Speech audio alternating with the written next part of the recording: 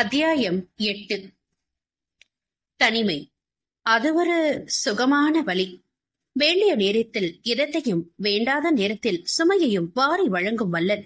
இத்தனை நாட்கள் தனிமை என்பது தானும் தனது கம்ப்யூட்டரும் என்று இருந்த அனிஷாவுக்கு சில நாட்களாக நண்பர்களின் சந்திப்பும் உரையாடலும் விளையாட்டும் மனதில் தனிமையை வேண்டாம் என்று சொல்ல வைத்திருந்தது. குடும்பம் என்ற சக்கரம் சுழல அவள்தான் நாற்காலியில் சுழன்று சுழன்று ஒரே நேரத்தில் பல கணினி திரைகளை கையாள வேண்டும் என்று உணர்ந்திருந்த அனிஷாவுக்கு வேலை என்பது ஆதார ஸ்ருதி. அன்று தன் அலுவலகம் உள்ளே நுழைந்தவளை அவர்கள் நிறுவன தலைவர் சந்திக்க வேண்டும் என்று சொன்னதும் மெல்லிய நடுக்கம் பரவியது. சாதாரணமாக எதற்கும் துணிந்து நிற்கும் அனிஷா சற்றே தயங்குவது தன் வேலைக்கு ஆபத்து வந்து விடுமோ என்றுதான். தன் சம்பளத்தை நம்பி பெரிய குடும்பம் ஊரில் இருக்க வேலையே அவளின் முதல் பிடிமானம். மற்ற சிறு வேலைகள் செய்தாலும் நிரந்தர வருமானத்துக்கு பங்கம் வந்துவிடக் கூடாது என்று வெகு கவனமாக இருக்கும் அனிஷாவுக்கு நிறுவன தலைவர் என்ன வெடி போடப் போகிறாரோ என்ற அச்சம் வந்ததில் ஆச்சரியமில்லை. அவள் தயங்கி உள்ளே நுழைய தலைவர் முகத்தில் தெரிந்த சிரிப்பில் சற்று இயல்புக்கு வந்தவள் தானும் புன்னகை சிந்தி காலை வணக்கத்தை தெரிவித்தாள். உட்கார் அனிஷா, ஒரு முக்கியமான விஷயம், அதுக்காக தான் உன்னை வர சொன்னேன் என்று தன் கணினி திரையை பார்த்தபடி கூறியவர், உன்னோட ஒர்க் நேச்சர் எனக்கு ரொம்ப பிடிச்சிருக்கு. உனக்கே தெரியும், நம்ம ஹேக்கிங் ஃபீல்ட்ல ஒரு எத்திக்கல் ஹேக்கரா கவனமா நாம ஒவ்வொரு அடியும் எடுத்து வைக்கணும். சில நேரம் நம்ம சரின்னு நினைச்சு செய்யற சில விஷயம் பெரிய அளவுல பாதிப்பு கொடுத்துரும். ஆனா உன் வேலை ரொம்ப கிளீனா இருந்தது. சோ நான் உன்னை என்னோட பிரைவேட் விங்குக்கு மாத்துறேன். I am promoting you to the next level என்று சொல்ல, இதை எப்படி எடுத்துக்கொள்வது என்று அவளுக்கு புரியவில்லை. தனிப்பட்ட வேலைக்கு அவளை பதவி உயர்வு செய்வது சரியா?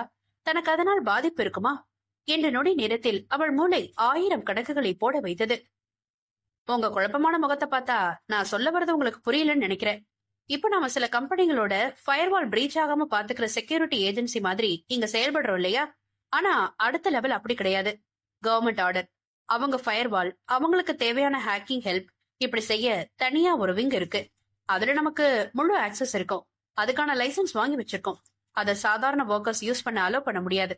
அதனாலதான் முதல்ல பேசிக்ல வேலை பார்க்க வச்சு அவங்க ட்ரஸ்ட் வர்த்தி கேண்டிடேட்டானு செக் பண்ணிட்டு அந்த விங்குக்கு ப்ரமோஷன் கொடுப்போம். ஆர் யூ கிளியர் நவ் என்று கேட்க மகிழ்ச்சியுடன் எஸ் சார் என்று கூறி கை குலுக்கியவளை பார்த்து, ஆபீஸ் வேற இடத்துல இருக்கு அனிஷா, அங்க உங்களுக்கு தேவையான ட்ரைனிங் கொடுப்பாங்க. அசைன்மெண்ட்ல போட்டா உங்களோட முழு பொட்டன்ஷியலை நீங்க காட்டணும், சரியா என்று கூறி ஆல் தி பெஸ்ட் என்று வாழ்த்தி அனுப்பி வைத்தார். அனிஷாவுக்கு நடப்பது கனவா நிஜமா என்று புரியவில்லை. அவளை ஒரு அலுவலகத்துக்கு அழைத்து சென்றது கம்பெனி வாகனம். அங்கோ முழுவதும் AR என்று அழைக்கப்படும் ஆகுமெண்டட் ரியாலிட்டி நிறைந்ததாக இருக்க கணினி திரைகள் வெறும் வெளிச்சக்கற்றைகளாக வர அனிஷா விழிவிரிய அனைத்தையும் பார்த்தபடி நின்றாள். அவளுக்கான இடம் வேலை செய்யும் முறையை விவரித்துவிட்டு அவளின் மேல் அதிகாரி கிளம்பிவிட இன்னும் ஆச்சரிய தாக்கத்திலிருந்து வெளிவர இயலாமல் தவித்து போனாள். தனக்கு ஏற்படும் மகிழ்ச்சியை அவள் அதிகம் பகிர்வது பெண்கள் குழுவில் மட்டும்தான். ஆனால் சுமித்ரா தீவுக்கு சென்றுவிட தரங்கினியும் குலதெய்வம் கோயிலுக்கு செல்வதாக சொன்னதால் அவளுக்கு இதனை பற்றி யாரிடம் பகிர்ந்து கொள்வது என்று புரியவில்லை. அதிக கணினி அறிவு இல்லாத பெற்றோரிடம் பகிர்ந்தாலும், அப்படியாமா, பத்திரமாறு நேரத்துக்கு சாப்பிடு என்பதைத்தான் கூறுவார்கள். அவர்களுக்கு அவளின் மீது அக்கறைத்தான் அதிகம் இருக்கும். தன் தங்கைகளிடம் மாலைதான் சொல்ல முடியும். ஒரடியாக வீட்டுக்கு மாலை அழைத்து சொல்லிக் கொள்ளலாம். ஆனால் இப்போது மகிழ்ச்சியை பகிர யாருமே இல்லையே என்று முதல் முறை தனிமையின் வழி மிக அதிகமாக அவளை தாக்கியது. கையில் செல்போனை வைத்துக் கொண்டு திரையில் தெரியும் எண்களை வேடிக்கை பார்த்துக் கொண்டிருந்தவளை நெருங்கிய ஒருவர் செல்போனை முன்னால் இருக்கும் டேஸ்கில் கொடுத்து விட வேண்டும் என்று கூறிவிட்டு செல்ல புருவத்தை சுருக்கி பார்த்துவிட்டு எழுந்து வெளியே சென்றாள். போனை அந்த டெஸ்கில் வைக்க போகும் சமயம் குறுஞ்செய்தி வந்ததற்கான ஒளிவரவை அப்படியே லாபியில் இருந்த சோஃபாவில் அமர்ந்தாள். அதில் தியானேஸ்வர் 7 இருக்கும் குழுவில் ஒரு செய்தி அனுப்பி இருந்தான். +I = S +every = buddy +SA __FE +? அதை கண்டதும் அவளுக்கு சிரிப்பு பொங்கி விட்டது. ஏண்டா, இது ஒழுங்கா கேட்டா என்ன என்று இவள் பதில் அனுப்ப, அன்னைக்கு வம்சி கூட நாம எல்லாரும் இருந்தத யாரோ கவனிச்சதா வம்சி சொன்னா, அதான் கேட்டேன் என்று பதில் வந்தது அவனிடமிருந்து. வாட்ஸ்அப் தான் என் டு என் என்கிரிப்டட் தானடா, மெசேஜ ஒழுங்கா அனுப்பலாமே என்று அவள் கேலி செய்ய, நீ எல்லாம் ஒரு ஹேக்கரா? என்னவோ மொத்தமா ஒரே வரியா அனுப்புனா அது சரியா இருக்காதோன்னு என் இன்ஸ்டிங்க்ட் சொல்லுச்சு, அதான் என்று மூக்கில் புகை வரும் எமோஜியை தாராளமாக போட்டு வைத்தான். ஓ, ஓகே ஆபீசர், நான் சேஃப். தரு அவங்க குலதெய்வ கோயிலுக்கு போயிருக்கா. மீதி நீ மட்டும்தான். சொல்லு, நீ சேஃபா என்று திருப்பி போட தியானேஷுக்கு சிரிப்பு வந்துவிட்டது. எஸ் என்று தம்சப்புடன் வந்த பதிலை பார்த்தபடி இருந்தவளுக்கு தன் பதவி உயர்வை ஏன் அவனிடம் பகிர்ந்து கொள்ளக்கூடாது என்று தோன்ற, கால் பண்ணவா என்று தனியாக செய்தி அனுப்பி அவன் பதிலுக்காக காத்திருந்தாள். எஸ் என்று அதற்கும் ஒற்றை வார்த்தை பதில் வர லேசாக பரவிய எரிச்சலுடன் கால் செய்தாள். ஏதோ வேலையாக இருந்தவன் அவள் கால் செய்ததும், சொல்லுடி கம்ப்யூட்டர் கண்ணம்மா, என்ன விஷயம் என்று கேட்டபடி தன் வேலையில் கவனமாக இருந்தாள். எது, நான் கம்ப்யூட்டர் கண்ணமாவா? அப்போ நீ என்ன ஒற்றர்குல தளபதின்னு சொல்லலாமா?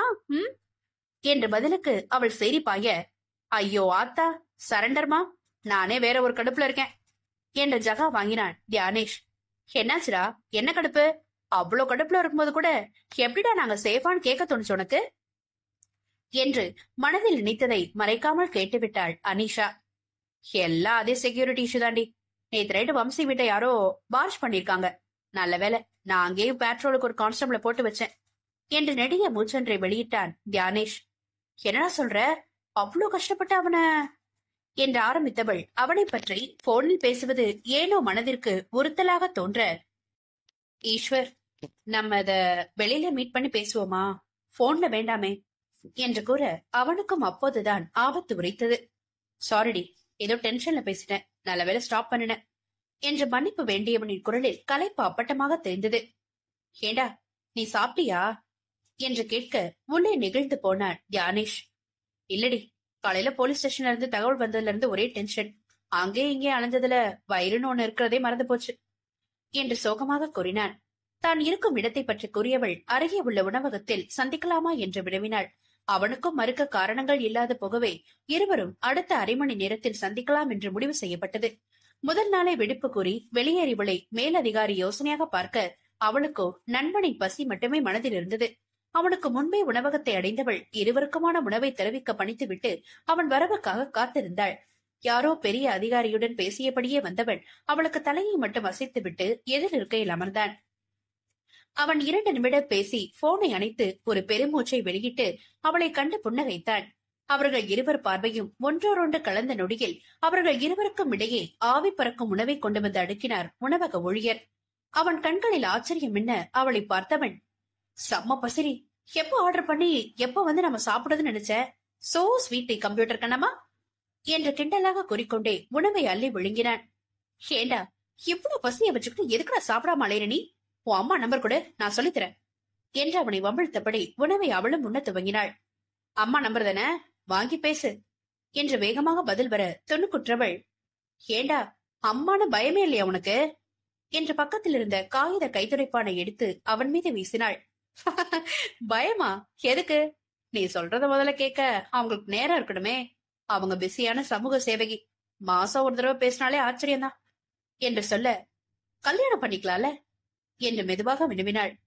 என் வேலை பத்தி தெரியும்ல உனக்கு, போலீஸும் இல்ல மிலிட்டரியும் இல்ல, ரா ஏஜென்ட்ரி நானு. தேவைப்பட்டா லோக்கல் கேஸையும் கொடுப்பாங்க, திடீர்னு தீவிரவாதியும் ஹேண்டில் பண்ண சொல்லுவாங்க. எப்போ அண்டர் கவரா அனுப்புவாங்கன்னு சொல்லவே முடியாது. அதை விட உயிருக்கு உத்தரவாதம் கிடையவே கிடையாது. சில நேரம் நம்ம நாட்டுக்கு நல்லது செய்ய அடுத்த நாட்டுக்குள்ள போய் நிறைய தகுடுத்தெல்லாம் பண்ணணும். இத புரியாத இல்ல புரிஞ்சும் சராசரி கணவனை எதிர்பார்க்கிற பொண்ணு அமைச்சிட்டா என் வாழ்க்கை டோட்டல் டேமேஜ் தான். ஒண்ணு சொல்லவா, நான் இன்டெலிஜென்ஸ்ல இருக்கிறது வீட்டு கூட தெரியாது, ஆனா என் ஃப்ரெண்ட்ஸ் கிட்ட சொல்லி வச்சிருக்கேன். ஏன்னா அம்மா அப்பாவை விட இப்பெல்லாம் அவங்க கூட தான் அதிக நேரம் செலவு பண்றேன். நாளைக்கே ஒருத்தி வந்து அவளை மட்டுமே பாக்கணும்னு சொன்னா அதை என்னால முடியாதுரி என்று பேசிக்கொண்டே சாப்பிட்டு முடித்திருந்தான். நீ ஏண்டி கல்யாணம் பண்ணிக்கல என்று கேட்க, கல்யாணம் பண்ணனா நான் மட்டும் அவனுக்கு பொண்டாட்டி ஆக முடியாதுடா. என் குடும்பம் அவனுக்கு இலவச இனிப்பா கிடைக்கும். இந்த காலத்துல பெண்கள் கல்யாணத்துக்கு அப்புறம் வேலைக்கு போனா அவளோட சம்பளம் கூட புருஷனையும் அவனை சார்ந்த குடும்பத்தையும் தான் சேரணும்னு எதிர்பார்க்கறாங்க.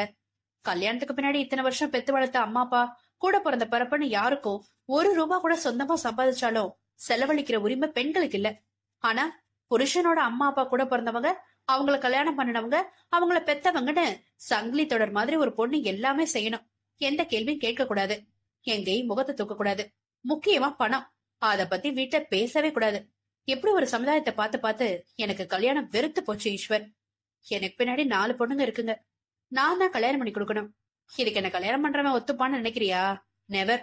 அவனுக்கு தங்கச்சி இருந்தா பொண்டாட்டி நகையை கட்டி கொடுக்கணும், மாங்கு மாங்குன்னு வேலை செய்யணும். ஆனா அவளுக்கு தங்கச்சி இருந்தா கல்யாணத்துக்கு முத நாள் விருந்தாளி மாதிரி போய் சபையில நிக்கணும். என் பெரியப்பா பொண்ணு இப்படி கல்யாணம் ஆகி போய் பட்ட பாட்ட பாத்துட்டு எனக்கு கல்யாணம்ன்றத அப்பா அந்த வார்த்தையை கேட்டாலே கசக்குதுப்பா என்று தன் நெடிய பிரசங்கத்தை அவள் முடிக்க, ஏன் கல்யாணம் பண்ணலன்னு கேட்டேன், அதுக்கு இவ்வளவா என்று மயங்குவது போல் தியானேஷ் நடிக்க தண்ணீர் பாட்டிலை அவனை நோக்கி வீசினாள். உடனே உன்கிட்ட போய் சொன்ன பாரு என்று தன் முனவில் கண்களை பதித்தவளுக்கு கண்கள் கலங்கி இருந்தது. அதை தியானேஷும் கவனித்தான். ஏய், என்னடி இவ்ளோ ஃபீல் பண்ற என்று அவளின் இடது மணிக்கட்டை பற்றி ஆறுதலாக தடவி கொடுத்தான். இல்ல ஈஸ்வர், எங்களுக்கும் மனசு இருக்கும், படிச்சு வேலைக்கு போய் ஒரு பெரிய உத்தியோகத்துல இருக்கோன்னு ஒரு நம்பிக்கை இருக்கும். ஆனா கல்யாணம் ஆனதும் அதெல்லாம் அவங்க கால் தூசின்னு சொல்ற மாதிரி கையில விளக்குமாறு கொடுத்து அதுல 1000 குறை சொல்லி நீ இதுக்கு கூட லாய்க்கலன்னு சொல்லுவாங்க பாரு. அப்ப வரும் மனசுக்குள்ள ஒரு வன்மம். அவங்களுக்கு ஆம்பளை பத்து திமிரு தானே இதெல்லாம். உன் பையன் உன் கையில இருந்து நீ பண்ற எல்லாத்தையும் வேடிக்கை பாப்பான்னு எண்ணம். அதானு முதல்ல ஒரு பெண்ணுக்கு தாய் வீட்டுக்கும் வாழ்க்கப்பட்ட வீட்டுக்கும் இடையில வித்தியாசத்தை தாண்டி ஒரு கோபம் வரும் பாரு. என்ன அந்த வீட்டுல ஒரு ஆளே இல்லைன்னு நடத்துறல, நான் யாருன்னு காட்டுறேன்னு ஒரு வெறி வரும். எந்த பொண்ணு தன்னோட கணவன் குடும்பத்தை பிரிச்சுதான் தான் மட்டும் வாழணும்னு ஆசைப்பட்டு கல்யாணம் பண்ண மாட்டாடா.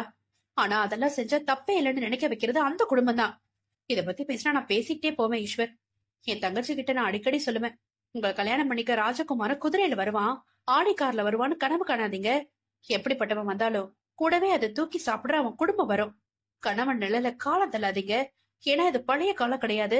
புருஷன் அடிச்சாலும் உதச்சாலும் அவன் காலடிய கதின்னு வாழ்றதுக்கு. உங்க வாழ்க்கையை தீர்மானிக்க போறது உங்க படிப்போ இல்ல நீங்க கத்து வச்சிருக்க சிறு தொழிலோ தான்னு சொல்லுவேன்.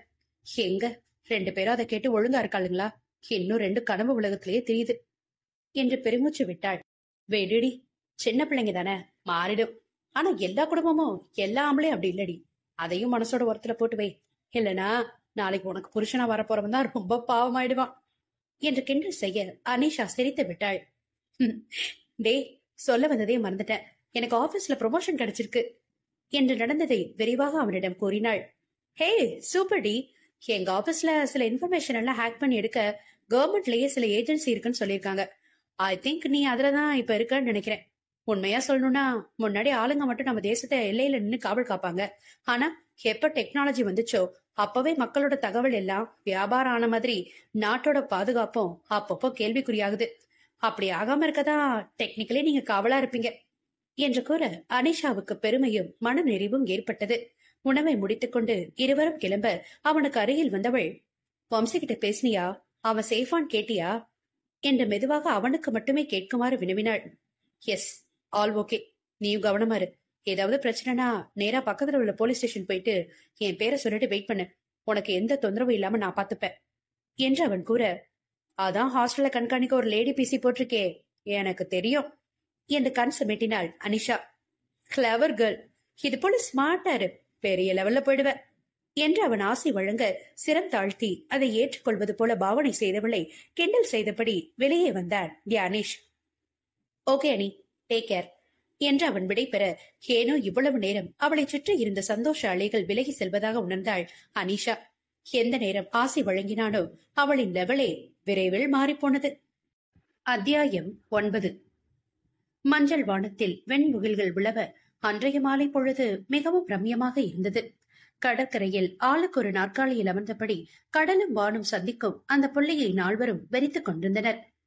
என்ன அபி, வந்து ஒரு நாள் முடிஞ்சு போச்சு, எப்போ ஆராய்ச்சியெல்லாம் ஆரம்பிக்க போற என்று தாரகேஷ் கேட்க, கூடவே கனடா இருக்க, ஏதோ இன்னைக்குதான் என்ன தெரியும் அப்படிங்கிற மாதிரி எப்படிடா ஆக்ட் பண்ற? சுமித்ரா சிரித்துக் கொண்டே, அவன் அப்படிதான் அபி என்று தாரகேஷ் தலையில் தட்டினாள். அவன் அவளை தடுக்க சிறுபிள்ளை விளையாட்டு அங்கே அரங்கேறியது.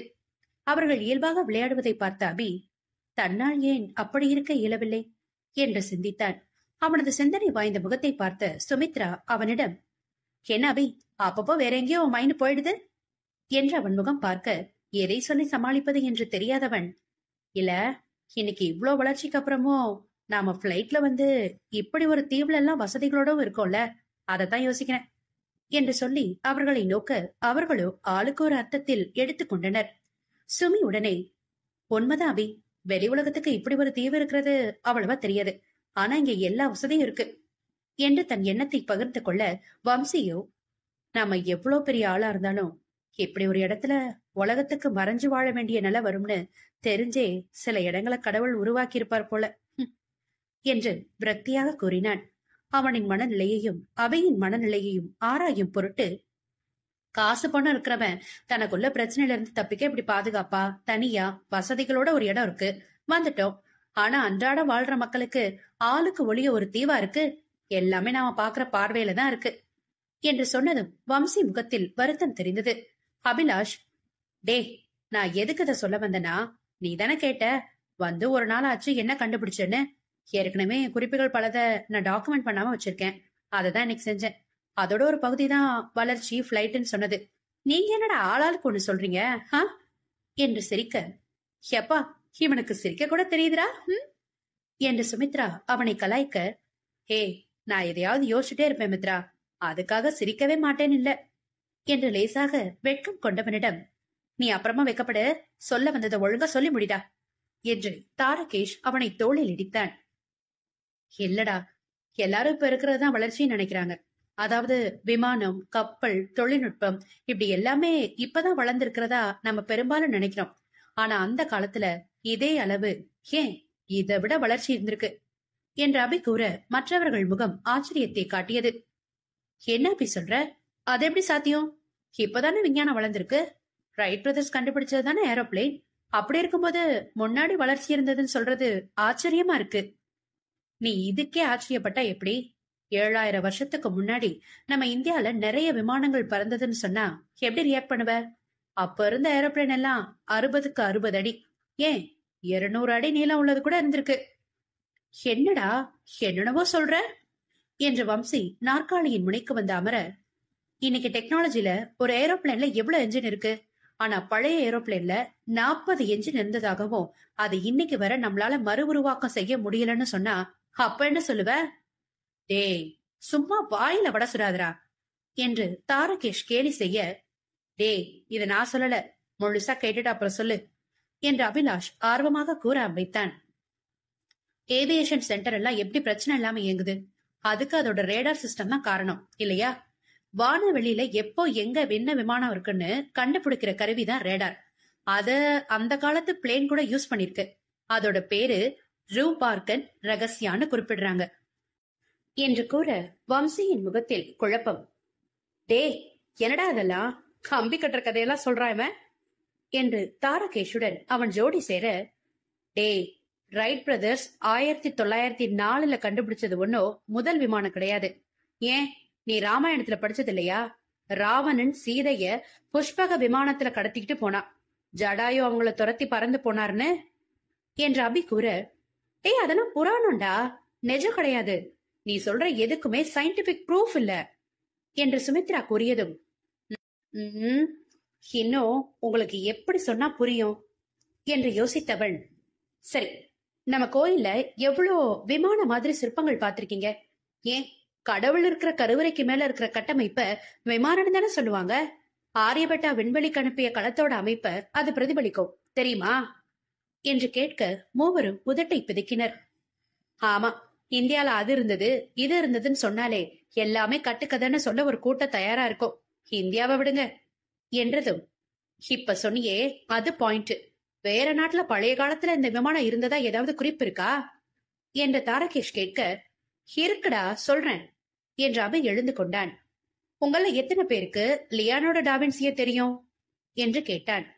ஏண்டா, மோனலிசாவை வரைஞ்சவர் அவரை தெரியாதா என்று சுமி அவனை கேட்க, குட், அவரோட வேற சில பெயிண்டிங்ஸ் பார்த்திருந்தா நீங்க இப்படி கேட்டிருக்க மாட்டீங்க.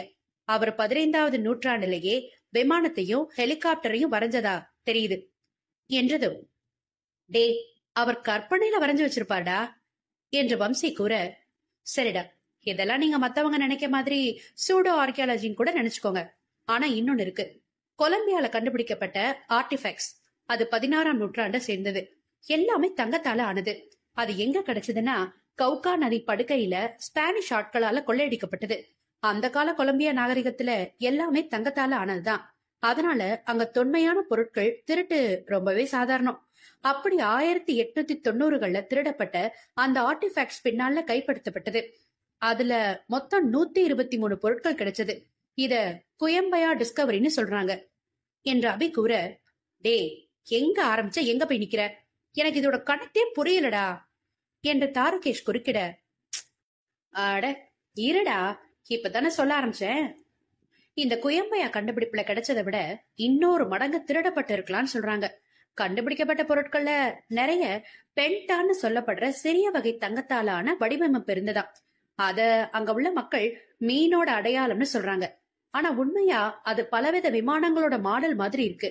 அதாவது போர் விமானம், ஜெட் பிளேன், இப்படி பல வடிவங்கள்ல அது இருக்கு. மீனுக்கு இருக்க வேண்டிய பாகங்கள் அதுல இல்ல. எப்படி நம்ம ஏரோப்ளேன்ல வால் பகுதியில 3 சின்ன ரெக்க இருக்கோ அப்படி ஒண்ணு செங்குத்தாவும் 2 படுக்க வாக்குலும் இருக்கு. மீனுக்கு அப்படி வால் பகுதி கிடையாதுல. அதே போல துடுப்பும் மீனுக்கு மேல் நோக்கி இருக்கும். ஆனா இதுல படுக்க வாக்குல தெளிவா இருக்கு. எல்லாமே தங்கத்தால செஞ்சது வேற என்று அபி கூற, எப்பா எதையுமே நம்ப முடியலடா என்று தாரகேஷ் பெருமூச்சு விட, உலகம் உருண்டைன்னு சொன்னப்ப கூட யாரும் நம்பலடா. நிரூபிச்சப்பதான் ஏத்துக்கிட்டாங்க. நானும் அதை நிரூபிக்கதான் முயற்சி பண்றேன். நம்ம தமிழர்கள், இந்தியர்கள் எல்லாத்துலயும் சிறந்தவர்களா இருந்தாங்க. நாடு கடந்து கப்பல் அப்புறம் விமானம் மூலமா போய் பல நாடுகள்ல தங்களோட தரங்களை பதிச்சாங்க. எத்தனையோ இந்து கோவில்கள் பல நாட்டுல 1000 வருஷங்களுக்கு முன்னாடியே கட்டப்பட்டிருந்தது. இதெல்லாம் எப்படி சும்மா நடந்தே போக முடியுமா? மக்கள் பெருவாரியா வசதியானவங்களா இருந்திருக்காங்க. பல சலுகைகள் அனுபவிச்சிருக்காங்க. ஆனா அடிமைத்தனமும் இருந்திருக்கு. எல்லாமே நமக்கு முன்னாடியே செய்யப்பட்டிருக்கு. ஆனா அதுக்கான எந்த எவிடன்ஸும் இல்ல. புத்தக குறிப்பு கொடுத்தா கற்பனைன்னு சொல்றது. நம்ம பெருமையை நாமளே மதிக்காதனாலதான் இன்னும் வெளிநாட்டுக்காரர்கிட்ட கை கட்டி சேவகம் செய்யறோம் என்று அபி கூற, சுமித்ரா அவனை உற்று நோக்கினாள். அவன் பேசியதில் வம்சிக்கு சுருக்கென்ற தைக்க, நான் நம்ம நாட்டு வளர்ச்சிக்கு தாண்டா உழைச்சேன். ஆனா பாரு, பயந்து ஒளிறது போல இருக்க சூழ்நிலை. நான் நம்ம நாட்டை பெருமையா நினைக்கலையா என்று கோபமாக எழுந்து போனான். நான் என்ன சொல்றேன், இவன் என்னடா பேசிட்டு போறான் என்று அபி விழிக்க தாரகேஷ் அவனை சமாதானம் செய்தான். விடுடா, அவனுக்கு இருக்க ஸ்ட்ரெஸ்ஸுக்கு அவன் கத்திட்டு போறான். நீ சொல்றத கேட்க நல்லா இருந்தாலும் அதுக்கான எந்த ஆதாரமும் இல்லடா. நீ வேணா கண்டுபிடி. உண்மையிலேயே நம்ம நாட்டுல அப்படியான வளங்கள் முன்னாடியே இருந்திருந்தா நமக்கும் பெருமை தானடா என்று அபிலாஷை தட்டி கொடுத்து விட்டு வம்சி பின்னால் ஓடினான். சுமித்ரா அவனை நெருங்கி வந்தவள், எனக்கு கொஞ்சம் ஈக்குவேஷன் சால்வ் பண்ணணும், நான் லேபுக்கு போறேன், நீ ரெஸ்ட் எடு என்று கூறிவிட்டு முன்னே செல்ல, அபி மட்டும் இருள் கவிழும் வானத்தை பார்த்தபடி சற்று நேரம் அமர்ந்திருந்தான். அவனுக்கு அன்னையின் சிந்தனை அதிகமாக வந்தது. அவனுக்கு தொல்லியல் துறையில் ஆர்வம் வர காரணமானவளே அவன் அன்னைதான். இரவு உணவை கூட மறந்துவிட்டு அங்கேயே கடலையும் நிலவையும் பார்த்தபடி அமர்ந்திருந்தார் அபிலாஷ். இவர்கள் அன்றைய கண்டுபிடிப்புகளை பற்றி ஆராய்ச்சியில் இருக்க உலகின் இன்னொரு மூலையில், அவன் எங்கடா போனா என்று கர்ஜித்துக் கொண்டிருந்தார் அவன். சீஃப், அவன் எங்க கண்ணு முன்னாடியேதான் இருந்தான், இப்ப காணமே என்று கூற கர்ஜித்தவன் நிஜமான சிங்கமாக மாறி அந்த பதில் தந்தவனை வேட்டையாடியிருந்தான். அவன் வேட்டையாட கை கொண்ட ஆயுதம்தான் ரக்கர் 57 புதிய ரக கை துப்பாக்கி. வம்சியை தொடர்ந்த அந்த கருப்பு உருவம் இரத்த சிவப்பில் மிதக்க, அனுப்பி வைத்த தலைவனும் முகத்தை மறைத்துக் கொண்டிருந்த துணியை அகற்றிவிட்டு, எனக்கு பார்த்துட்டு வானா போட்டுட்டு வரவன் தான் வேணும். கண்ணு முன்னாடி வச்சு அழகு பார்க்க அவன் என்ன பார்பி பொம்மையா? பார்த்தோமா இழுத்துட்டு வந்தோமான்னு இருந்திருக்கணும். இல்லையா அவனை ட்ராக் பண்ற ஜிபிஎஸ் டிவைஸ் அவன் பொருளை வச்சிருக்கணும். சொன்ன வேலையும் செய்ய தெரியல, யோசிச்சு நடக்க தெரியல. எப்படியா நீங்களா இங்க வந்து சேர்ந்தீங்க என்று அவன் மேலும் கர்ஜனை செய்ய, அவனை சுற்றி நின்ற கூட்டம் பயத்தில் நடுங்கியது. அப்போ ஆளை உங்களால கண்டுபிடிக்க முடியாதா என்று அங்கே கம்ப்யூட்டர் முன் அமர்ந்திருந்த மற்றொருவனை பார்த்து கேட்டார் தலைவன். அதெல்லாம் இன்னும் 2 நாளைக்குள்ள கண்டுபிடிச்சிடலாம் சீஃப். அவ இந்தியால அவனோட டெபிட் கார்டு, கிரெடிட் கார்டு இப்படி எதையாவது யூஸ் பண்ணாலோ, இல்ல வெளிநாட்டுக்கு தப்பிச்சு போயிருந்தா அவன் எந்த பொது இடத்துக்கு வந்தாலும் சிசிடிவில ஃபேஸ் ரெகக்னிஷன் மூலமாவோ அவனை ட்ரேஸ் பண்ணிடலாம் என்று நம்பிக்கையாக கூறினான். இதெல்லாம் கண்டுபிடிக்க தெரியும். ஆனா அவனை போல அவ்வளவு திறமையா ஒரே நியூக்ளியர் வெப்பன் வச்சு உலகத்தை அழிக்க வைக்கிற புத்திசாலித்தனம் இல்ல, அப்படித்தானே என்று உறுத்த விழிக்க, அவனோ, பாஸ், எல்லாமே நமக்கு தெரிஞ்சிருக்க வேண்டிய அவசியம் இல்லையே. எவன்கிட்ட என்ன இருக்கோ அதுல நமக்கு என்ன தேவையோ நம்ம தாராளமா அதை அவன்கிட்ட இருந்து எடுத்துக்கலாம். அதுக்கான புத்திசாலித்தனம் எனக்கு இருக்கு என்று கூற, இருந்தா இந்தியால இருக்கிற டிஃபென்ஸ் செக்டர்ல இருந்து அந்த வெப்பனை எடுத்துருவா பாப்போம் என்று கோபமாக கூறிவிட்டு சீஃப் செல்ல, சீஃபை பார்த்திருந்த அவனுக்கு கணினி திரையில் தெரியும் இந்திய பாதுகாப்பு துறைக்கான போர்டலின் உள்ள செல்ல முடியாமல் அவர்கள் எழுதி வைத்திருந்த ஃபயர்வால் எரிச்சலை கொடுத்தது. இறந்தவனுடன் இந்தியாவிலிருந்து வந்த மற்றொருவன், கமாண்டர் அவனை பிடிக்க நாங்க எவ்வளவோ முயற்சி பண்ணோம். ஆனா கொஞ்ச நாளா அவன் கூட்டமாவே இருந்தான். திடீர்னு காணாம போயிட்டான் என்று வருத்தமாக கூறினான். இதையே என்கிட்ட சொல்ற? இவ்வளவு நேரமா சீஃப் இங்கதானே இருந்தாரு, அவர்கிட்ட சொல்லிருக்கலாமே. உனக்கு இவ்வளவு வருத்தமா இருந்தா அத இப்ப இல்லாத மாதிரி பண்ணிருப்பார் என்று கண்ணின் திரையை பார்த்தபடி அவன் கூற, ஏ கமாண்டர், இவன மாதிரி நானும் பரலோகம் போவா? நான் இவன் கிட்ட எவ்வளவோ சொன்னேன், இப்போ ஃபேஸுக்கு போக வேண்டாண்டா, தேடி பாப்போன்னு. கேட்காம வந்துட்டான் என்று இருந்தவனை அவன் குறை சொல்லி அந்த கமாண்டரை பார்த்தான். நீ என்ன சொன்னாலும் எனக்கு ஒண்ணும் இல்ல, என் வேலை எப்படியாவது அந்த ஆயுதத்தை கைப்பற்றுறதுதான். ஆனா உனக்கு அதை செஞ்சவனை கொண்டு வர்றது. நான் என் வேலையில எந்த தடை வந்தாலும் நிறுத்தாம முயற்சி பண்ணிக்கிட்டே இருக்கேன். அதான் நான் உயிரோட இருக்கேன். நீ சொன்ன மாதிரி இவனை தேடாம இங்க வந்து செத்து போயிட்டான். இப்போ நீ என்ன பண்ண போற என்று அவன் முகத்தை ஏறெடுத்து பார்த்தான். நீங்க சொன்னதான் கமாண்டர், நான் அவனை தொடர்ந்து தேட போறேன். அவன் கூட்டமா சுத்தின டிக்கெட் எல்லாத்தையும் அள்ளி வச்சுக்கிட்டு மிரட்டினா வராமலா போவான்? நான் அதைத்தான் செய்ய போறேன் என்று கொடூரமாக கூறினான். என்ன வேணாலும் செய், ஆனா மறுபடி ஃபேஸுக்கு வரதா இருந்தா அவனோட வா. இல்லனா உன்கிட்ட பிஸ்டல் இருக்குதானே, நீ ஏன் உன் முடிவை தேடிக்கோ என்று சொல்லி மீண்டும் கணனிக்குள் தன்னை புதைத்துக் கொண்டான் அந்த கமாண்டர். அந்த புதிய கருப்பு உடுப்புக்காரன் பெருமூச்சை வெளியிட்டு, ஓகே கமாண்டர் என்று வணக்கம் கூறி அங்கிருந்து விடை பெற்றான். அவனுக்கு தேவையான உபகரணங்களை இந்தியாவில் பெற்றுக்கொள்ள அவர்களுக்கு சாதகமான ஆட்களின் பட்டியலை தங்கள் கூட்டத்தில் பெற்றுக்கொண்டு தனது போலி பாஸ்போர்ட்டில் மீண்டும் சுற்றுலா பயணியாக இந்தியாவுக்கு கிளம்பினான். அவன் சென்றதை உறுதி செய்து கொண்ட கமாண்டர் தனது சீஃப் இருக்கும் அறைக்குள் நுழைந்தான். சீஃப், நம்ம கிட்ட வேற வழி எதுவுமே இல்லையா? உங்களோட அந்த முடிவால நமக்கும் ஆபத்து வரும் இல்லையா என்று கேட்க, பொருளை கொண்டு வந்து சேர்க்கிற வேலைதான் உங்களோடது. யார் பத்திரமா இருப்பாங்க, யார் சாவாங்கன்னு நான் முடிவு பண்ணுவேன் என்று கூறி அவன் கீழே செல்ல, அவன் செல்லும் சுரங்கப்பாதையின் வாயிலை பார்த்து கொண்டிருந்த கமாண்டருக்கு என்ன சொல்வது என்று தெரியவில்லை. அவர்கள் ஒரு குழுவாக இணைந்திருந்தால் எனக்கு விருப்பமில்லை என்று வெளியேறலாம். இது தீவிரவாதம். முழுமையாக ஒருவர் உயிரை பணயம் வைத்து உள்ளே நுழைந்து விட்டால் எந்த சூழ்நிலையிலும் அவர்களால் பின்னால் செல்ல முடியாது. செல்வது தெரிய வேண்டும் என்ற அவசியம் கூட இல்லை. பின்னால் நகரும் எண்ணம் அவன் மூளைக்குள் புதைத்ததும் அவனுக்கு அங்கேயே சமாதி கட்டிவிடும் அந்த அமைப்பு. இத்தனைக்கும் அந்த கமாண்டர் சாதாரணமானவன் அல்ல. மிகப்பெரிய உலகில் புகழ்பெற்ற பல்கலைக்கழகத்தில் கணினி நுண்ணறிவு பயின்றவன். ஆனால் அதை பயிற்றுவித்தது இந்த அமைப்புதான். அவர்களுக்கு தேவையான அறிவை பெற்றுக்கொள்ள உதவும் இதே அமைப்பு அது அவர்களுக்கு சாதகமாக செயல்படாது என்று தோன்றினால் அதனை வேரோடு பிடுங்கி எறியவும் தயங்காது. கமாண்டர் தன் நெடிய மூச்சை வெளியிட்டு தன் கணினிக்கு முன் வந்து அமர்ந்தான்.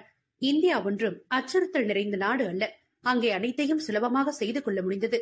ஆனால் தீவிரவாதத்தை அந்த நாடு மிகவும் வன்மையாக கண்டித்தது. எத்தனை முறை தாக்குதலுக்கு உள்ளானாலும் தீவிரவாதத்தை அடியோடு எதிர்த்தது.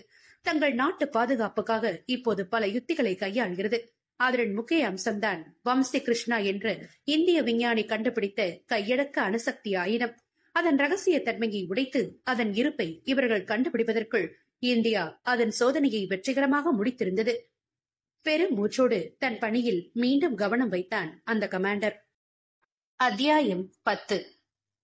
அன்றைய காலை வேளை ரம்யமாக துவங்க முதல் நாள் பரிசோதனை கூடத்திற்கு சென்ற சுமி அங்கேயே வேலையாக இருந்தது தெரிந்து ஆண்கள் மூவரும் அங்கே விரைந்தனர். அங்கே ஒரு மேஜையில் கணினி முன் அமர்ந்து எதையோ தீவிரமாக ஆராய்ந்தபடி இருந்தாள் சுமித்ரா.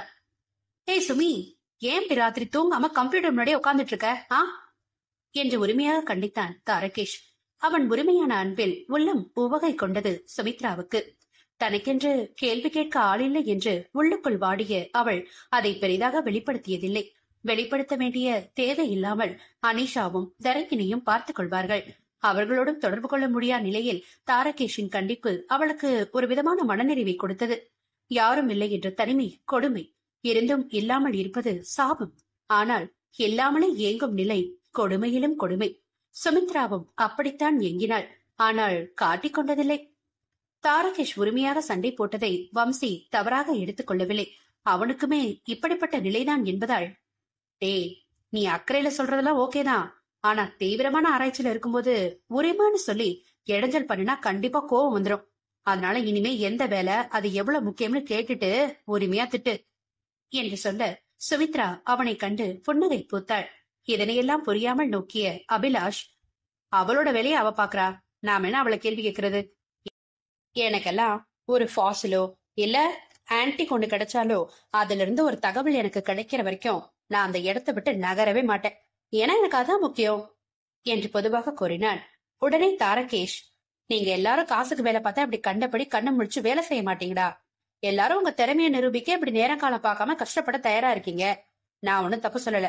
ஆனா உங்க கண்டுபிடிப்ப உலகத்துக்கு காட்டும் போது நீங்களும் தெம்பா இருக்க வேண்டாமா? என்று சிரிக்க அபி அவனிடம் வந்து, ஓகே ஓகே, நீ சொல்றது சரிதான். எல்லாரும் உன்ன மாதிரி ஃபேஷனுக்கு கூட நேரம் பார்த்து அளவா உழைப்பாங்களா என்ன என்று உதட்டை சுழித்து காட்ட இருவருக்கும் சிறிய போரே நிகழ்ந்தது. சுமி சிரித்தபடி கைகளை கட்டிக்கொண்டு கரிணி திரையையும் இவர்களையும் மாற்றி மாற்றி பார்த்து கொண்டிருந்தாள். என்ன பண்ணிட்டு இருக்க சுமி என்று வம்சி கேட்டதும், என் ட்ரீம் ப்ராஜெக்டுக்கு சின்ன டெஸ்ட் ரன் பண்றேன் வம்சி என்று கூறி சிரித்தாள். என்னது, ஏதோ மெட்டீரியல் டெஸ்ட் மாதிரி இருக்கு என்று அவனின் விஞ்ஞானி மூளை விழித்துக் கொள்ள, ஆமா வம்சி, இது அலாய் டெஸ்ட் என்று கூறி அனைத்தையும் அவனுக்கு காண்பித்தாள். அதற்குள் தாரகேஷ் அபிலாஷ் சண்டை முடிவுக்கு வந்திருக்க, என்னடி என்ன அலாய்?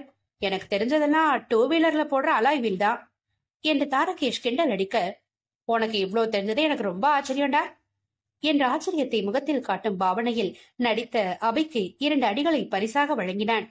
ஏய் சும்மா இருங்கடா, அலாய்னா 2 மெட்டலை சேர்த்து உருவாக்குற ஒரு புது மெட்டல். எக்ஸாம்பிள் சொல்லணும்னா பித்தளை இருக்குல்ல, பிராஸ், அது காப்பரையும் ஜிங்கையும் சேர்த்து செய்தது என்று சொல்ல, சரிடி, அலாய்க்கும் ஆராய்ச்சிக்கு என்ன சம்பந்தம் என்று தாரகேஷ் கேள்வி எழுப்ப, என் ப்ராஜெக்ட் என்னன்னு தெரியுமா என்றாள் கைகளை கட்டிக்கொண்டு. இல்லையே என்று தாரகேஷ் உதட்டை வளைத்தான். நான் டைம் டிராவல் பண்ணதான் ஒரு டிரான்ஸ்மிட்டர் கண்டுபிடிக்க முயற்சி பண்றேன் என்று சொல்ல, என்னடி ஏதோ டோரேமான்ல 22ஆம் நூற்றாண்டுக்கு போறது பக்கத்து ஊருக்கு பஸ்ல போற மாதிரி போவாங்கல்ல, அது போல ஏதோ சொல்ற என்று தாரகேஷ் கிண்டல் செய்ய, அதே யார்டா டோரேமான் என்று மற்றவர்கள் விழித்தனர். அது குழந்தைங்க பாக்குற கார்ட்டூன் ப்ரோக்ராம்டா, அதுல ஒரு டைம் மிஷின் இருக்கும். சுமி சொன்னதும் எனக்கு அதுதான் ஞாபகம் வந்துச்சு என்று தாரகேஷ் சிரித்தான். என் ட்ரீம் ப்ராஜெக்ட் உனக்கு கார்ட்டூன் ப்ரோக்ராம் மாதிரி இருக்கா எருமை என்று தன் பென் ஸ்டாண்டில் இருந்த பேனாக்களை அவன் மேல் வீசி எறிந்தாள். அடியே, நான் எங்க அப்படி சொன்னேன்? ஏதோ வேற காலத்துக்கு போகிறது ஈஸின்னு அந்த கார்ட்டூன்ல வரும். நீ டைம் டிராவல் பத்தி சொல்லவும் எனக்கு அது ஞாபகம் வந்தது.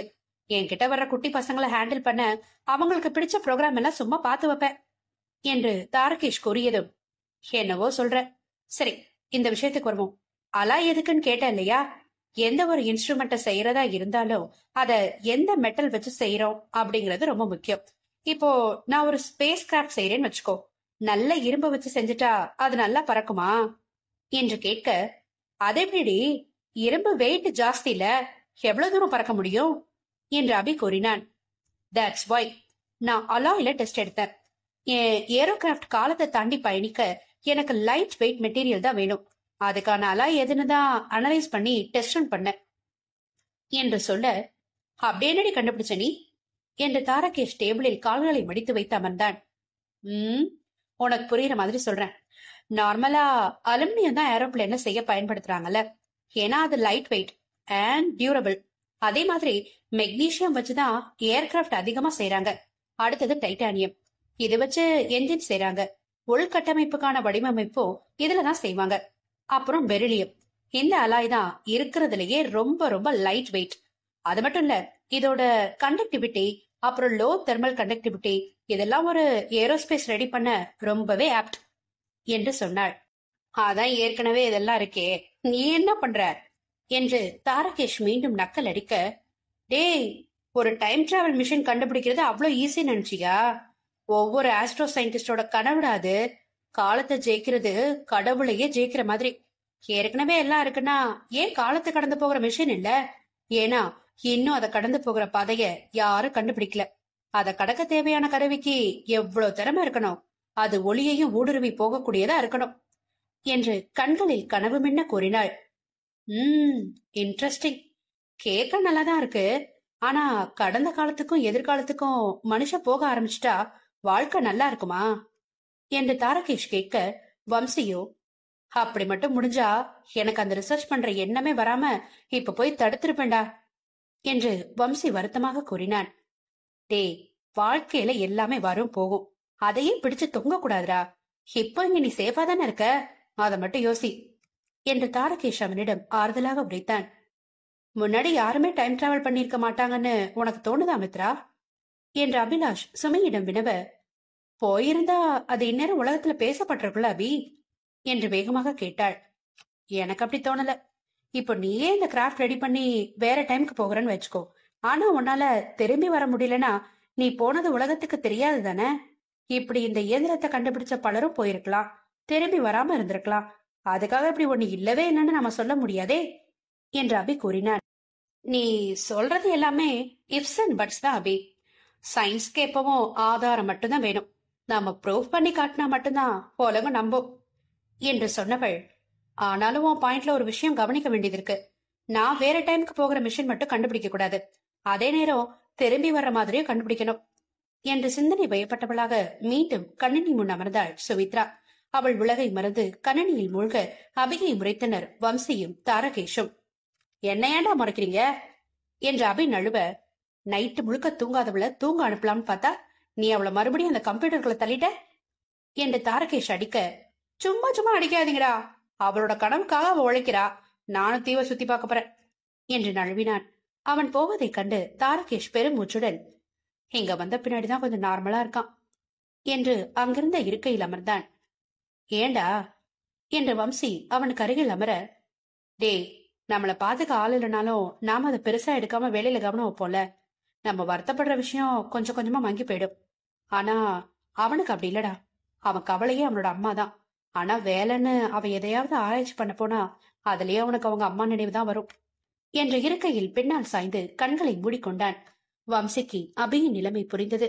தாரகேஷ் இப்படி அமர்ந்திருப்பதை பார்க்க சகிக்காதவன், அப்போ நீ எனக்காக இந்த தீவுக்கு வரல, அவனுக்காக தானே வந்த என்று சிறு பிள்ளை போல முகத்தை தூக்கி வைத்துக் கொள்ள தாரகேஷ் படாரென்று எழுந்தான். ஏண்டா, ஏன்? நான் உனக்காகவும் வரல, அவனுக்காகவும் வரல. எனக்கு தீசிஸ் எழுதணும், அதுக்காக வந்தேன். போவாங்கடா கிட்டு என்று முகத்தை திருப்பிக் கொண்டு அவர்கள் தங்கி இருக்கும் அரைப்பக்கம் சென்றான். அவன் கிளம்பியதும் சிரித்த வம்சி, உனக்கு எதுவும் ஹெல்ப் வேணுமா சுமி என்று கேட்க, அந்த டெஸ்ட் ரிசல்ட் செக் பண்ணி அதோட தெர்மல் கண்டக்டிவிட்டி எவ்வளோன்னு சொல்லு என்று திரையிலிருந்து விலகாத விழிகளோடு கூறினாள். வம்சிக்கும் ஏதாவது செய்ய வேண்டும் என்ற ஆர்வம் தலை தூக்க சுமிக்கு உதவியாக இருக்க ஆரம்பித்தான். அபிலாஷ் தனது தொல்லியல் ஆய்வு உபகரணங்களை சிறிய பேக் பேக்கில் போட்டுக்கொண்டு ஏதாவது பொருள் கிடைத்தால் எடுத்து வர ஒரு பையையும் எடுத்துக்கொண்டான். ஏற்கனவே சுமித்ரா சொன்ன படகு நிற்கும் இடத்திற்கு சென்றவன் பக்கத்தில் உள்ள ஆளில்லாத தீவுகளை ஒரு பார்வை பார்த்தான். எது அருகில் இருக்கிறது? எழும்பும் அலைகளின் உயரம், நீரின் விசை என்று அனைத்தையும் ஆராய்ந்தவன் படகில் ஏறி பக்கத்தில் உள்ள சிறு தீவுக்கு பயணமானான். கடலின் அலைகள் அதிகமாக இருக்கவே படகின் ஆட்டமும் அதிகமானது.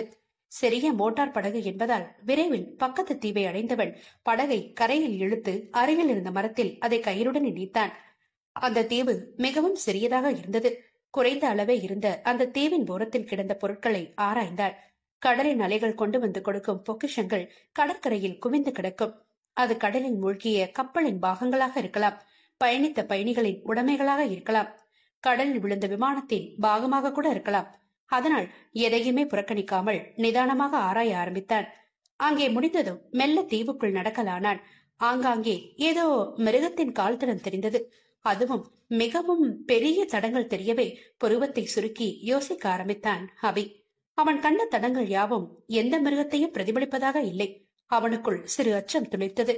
மேலும் முன்னேறி செல்ல சிறு குழி ஒன்று இருந்தது.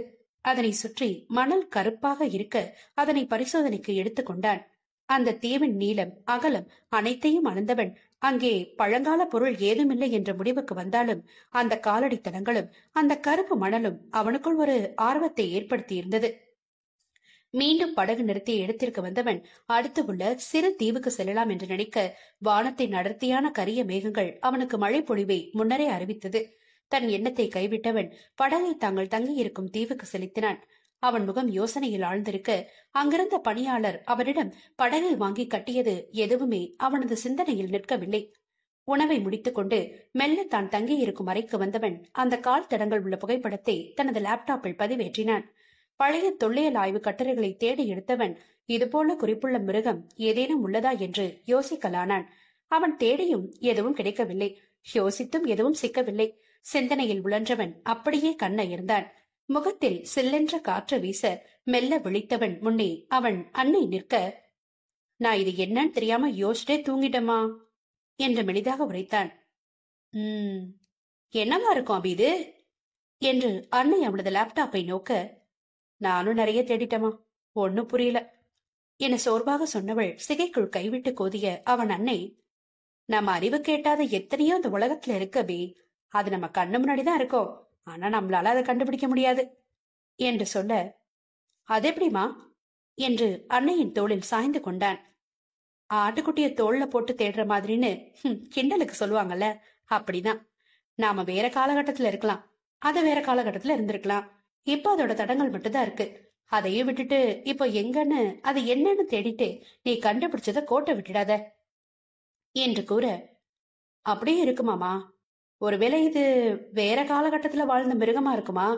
அப்படின்னாலும் அதுக்கான குறிப்பு இருக்கும்ல என்று அவன் கூற, காலையில தான் உன் காதலி கிட்ட குறிப்பை விட்டுட்டு போக வேண்டியவங்க தொலைஞ்சு போயிருந்தா குறிப்பு யார் எடுத்து வச்சிருப்பாங்கன்னு கேட்ட என்று அன்னை அவனை பார்த்து சிரித்தாள். அவர் சொல்ல வருவதன் பொருளையும் மீறி சுமித்ராவை அன்னை தனது காதலி என்று சொல்லுவது அவன் நெஞ்சில் அழுத்தமாக பதிந்தது. மித்ரா என் காதலியா? நான் அவளை விரும்புறேனா? அம்மாவுக்கு எப்படி தெரிஞ்சது? ஆனா எனக்கே தெரியல என்று அவனுக்குள் திடீரென்ற குழப்பங்கள் அலை அலையாக எழ கண்களை இருட்டியது. சிந்திக்க இயலாத அளவுக்கு தலைக்குள் ஒரு வலி எடுக்க, மா என்று அலறினான். அவன் குரல் கேட்டு பக்கத்து அறையில் இருந்த சுமித்ரா வேகமாக அவன் அறை கதவை தட்ட, தாழிடாத கதவு சட்டென திறந்து கொண்டது. தலையில் பிடித்தபடி அம்மா என்று அழுத அபிலாஷை கண்ட சுமித்ராவின் மனம் அவன் மேல் இரக்கம் கொள்ள, அபி அபி இங்க பாரு என்று அவனுக்கு அருகில் அவள் வர கண்களை திறக்காமல் வந்தது மித்ரா என்று அறிந்தவன், மித்ரா மித்ரா என்று அவளை தாவி அணைத்தான். அவன் அணைப்பின் இறுக்கத்தை மீறி அவனிடம் தென்பட்ட நடுக்கம் அவளை யோசிக்க வைத்தது. அபிலாஷ் அவளுக்கு விசித்திரமானவனாக தென்பட்டான். காலையில் அவன் பேசிய பேச்சுக்கள் என்ன? நாள் முழுவதும் அவன் தீவுக்கு சென்று ஏதோ சேகரித்து வந்ததென்ன? இப்போது அவளை அணைத்துக் கொண்டு நடுங்குவது என்ன? இதில் எந்த அபி உண்மையானவன்? அவளின் சிந்தனைக்கு முடி அபியின் அணைப்பு நெருக்கம் அவளுக்கு மூச்சுவிட முடியாமல் திணறடிக்க, டே அபி, கண்ணை திறந்து பாருடா, என்னாச்சு உனக்கு என்று அவனை முடிந்த மட்டும் எதிர்ப்புறமாக தள்ளினாள். அவனும் அவளை விட்டு அகலாது, மித்ரா மித்ரா என்று முழங்கிக் கொண்டிருக்க தனது பேண்ட் பாக்கெட்டில் இருந்த செல்போனை எடுத்து தாரகேஷை அழைத்தாள் சுமித்ரா. அவன் போனை எடுத்ததும், அபி ரூம்க்கு வா என்று சொல்லிவிட்டு போனை வைக்க, அபியோ, Mitra I love Mitra, I love Mitra என்று உளர ஆரம்பித்திருந்தான். ஆரம்பத்தில் இருந்த மனநிலை மொத்தமும் மாறி அவனை உதறிக்கொண்டு எழுந்தாள் சுமித்ரா. அவள் நகர்ந்து நின்றதும் ஏதோ கனவிலிருந்து எழுபவன் போல, அபிலாஷ், என்னாச்சு மித்ரா, இங்க என்ன பண்ற என்று கேட்டு வைத்தானே பார்க்கலாம். இப்போது தலை சுற்றுவது சுமித்ராவின் முறையானது.